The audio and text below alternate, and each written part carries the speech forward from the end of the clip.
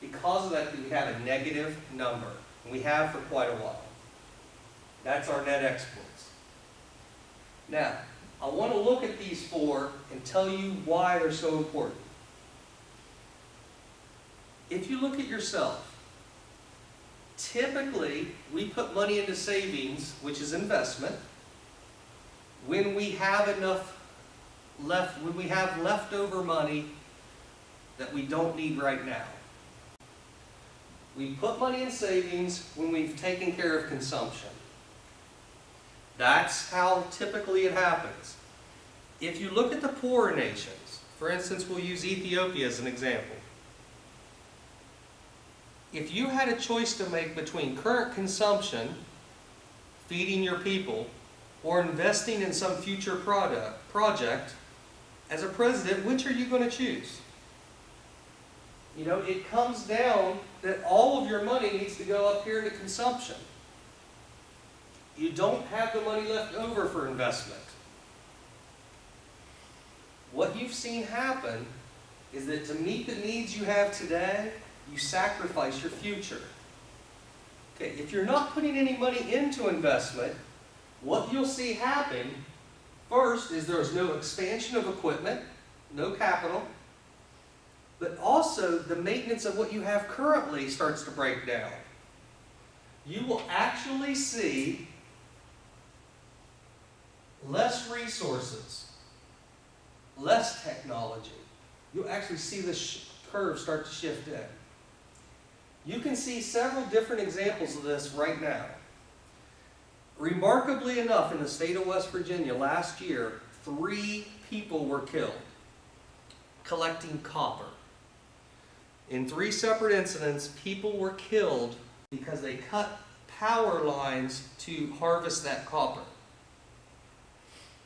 In doing so, they hurt our capital in trying to make ends meet and be able to feed their families. So we've seen it here.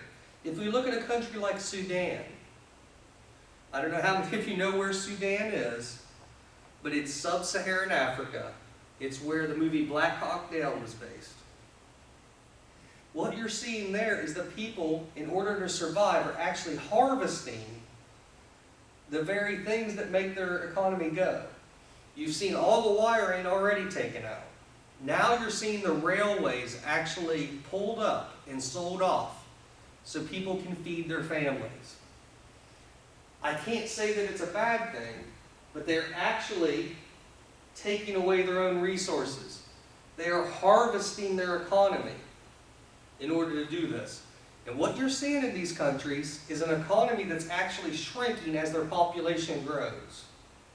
They've gotten themselves into a hole they can't get out of. Now, that's salvation for them. If you can't afford to invest in your own economy, the only choice you have is to attract investment from outside. And you're seeing several of those nations do that. Ethiopia is really after money for 2 things. 2 things they do very well, and that is grow coffee and tobacco. A lot of foreign investment pouring into that country in order to get that. They are actually being able to invest some money now because of that. And that's what you see in these poor nations. The only way for them to get out of this hole is to attract money from outside.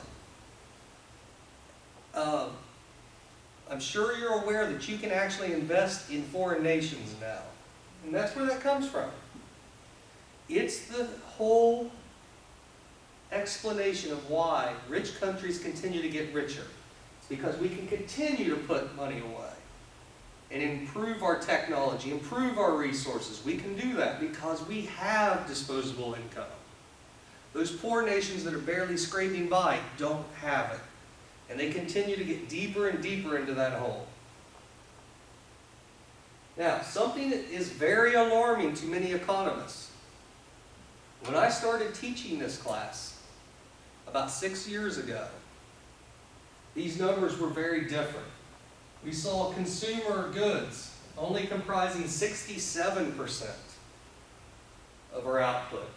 Investment was at 19%, meaning that people put a lot more money away and consumes less. It's alarming. It only looks like a couple percentage points, but when you're looking at a GDP of $13 trillion, what is 1 percentage point? That's a lot of money. And we're seeing this trend, and it is alarming. It hasn't reached a point of panic, but it is something we need to watch. As investment goes down, our economy will stop growing as well. So we've got to be careful of that. Now, all of this explains why nations' economies do